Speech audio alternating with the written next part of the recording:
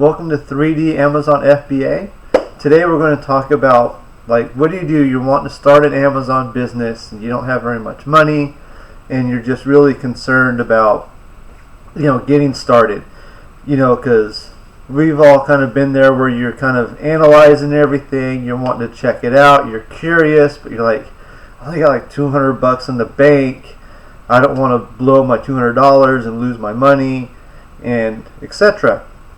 So what you have to know is you are going to have to pay the $40 straight off the bat to Amazon to get your account going. So say that leaves you the $160.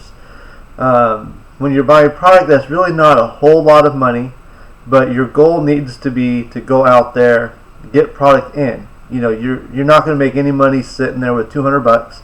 You need to get product into Amazon. A lot of people say used books is good. I hear used books are good. In my area, I can't find used books. I've looked. I've tried. I just cannot find books locally. I haven't really done the garage sale circuit, but I just haven't had good books, or good. I just don't find books in the Salvation Army, the Goodwill. I've gone to one or two book sales, and I just never found any really good books besides a couple here and there where I'll make $3 or $4. So if you watch my other videos, I always recommend grocery. Grocery is good. I sell tons of grocery. I'm talking like 600-700 grocery items a month. And the reason why grocery is good, so say you have $160. Here in California, grocery isn't taxable. Like if you go buy a toy, sales tax where I'm at 8.25%. Up in like LA, it's 9.5%. So that actually eats into your profit. In California, grocery is tax deductible. So if it says it's $2.99, you're paying $2.99. Most grocery items, like I go to Walmart, Winco, a little bit at Target. Now, I don't usually find too much at Target, but you're talking $2-3 an item, for the most part. So you could buy a lot of inventory that way. Plus, you can usually get a pretty good ROI.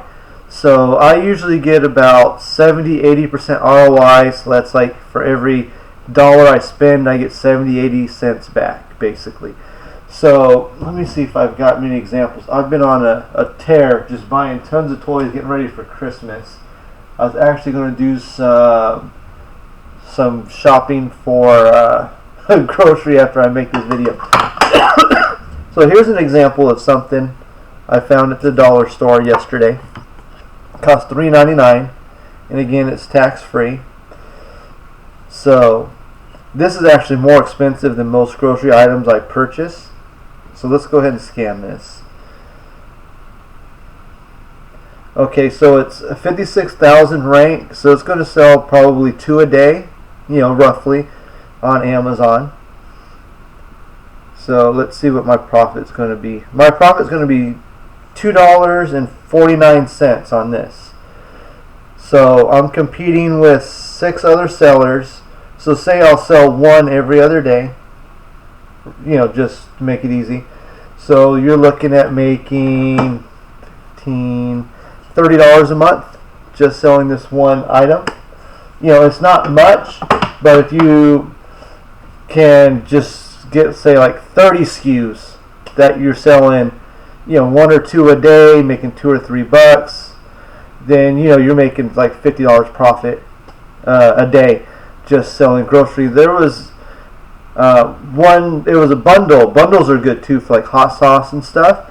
Recently, all the stores locally raised the price 30 cents a bottle, but I was selling this hot sauce that cost me $3.18 for 3 bottles, and I was making anywhere from $2.50 to $4 a piece.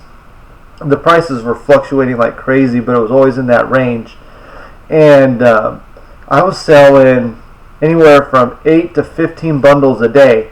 So, you're making $16-$30 per day on just the bundle that I was selling, and it adds up really quick.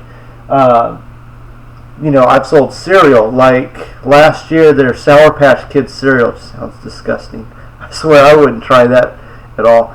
But I had sold probably about 30, 40 boxes of it. I was making $2 a piece. Not huge money, but it was consistent. It's not popular now. The price has dropped because like the novelty wore off. But with cereal, if you get in like birthday cake flavor or some limited edition, that's the thing now with like grocery as far as like cereals and breakfast foods, is that come up with limited edition. Heck, even Pop-Tarts has an exclusive flavor to Walmart. So with grocery, there's all kinds of like, people will pay $12, $14 a box for like a limited edition Pop-Tarts. And for cereal, I don't know if you guys play video games, but there's Overwatch, and they came out with a cereal, and I sold about 80 boxes of this cereal over like a 2-month span, and I made like $2 each, and it was selling like crazy. And other sellers would come in and the price would fluctuate, so I was making, sometimes I'd make $1 a box, and I was sometimes making $4 a box, and it cost $3.68. Most cereal at Walmart costs $3.64. Pop-Tarts at Walmart's $3.68. But you're making $2-3 30, 40 times a day. It's money in the bank. And that's what I do. Is I go to look for random stuff that you never even heard of. I've sold everything from jarred pig's feet, little jars of beef that was like this big, and I was making like double my money on it, and it was like, I don't even understand, it was like 5 pieces of, it was like the size of pepperoni, like this big, but it was Hormel brand, and I sold like 10 of them one month, and I made like $3 or $4 each, and they cost me, I think it was less than $3. I've sold spices. You pay $2 for a bottle of spices, that's yay big, and you make $1 each. So there's just so much opportunity in grocery, and that's what I'd really recommend doing whenever you're starting off. I mean, you're not going to be able to sell like Kellogg's or some of those other brands, but there's so much grocery that's that's ungated when you start off with, and you make your money. Excuse me, got allergies, but but you can just do so much business in grocery. I think last month I sold almost 700 grocery items. So you're talking 20 to 25 grocery sales a day for me.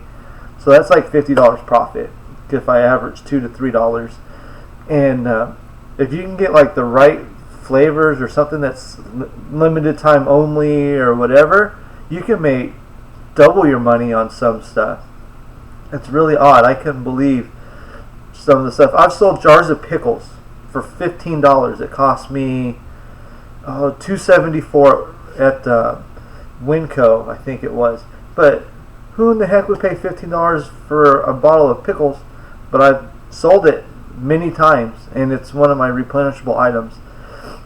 So there's just opportunity out there, and grocery has a very low cost when you enter that market.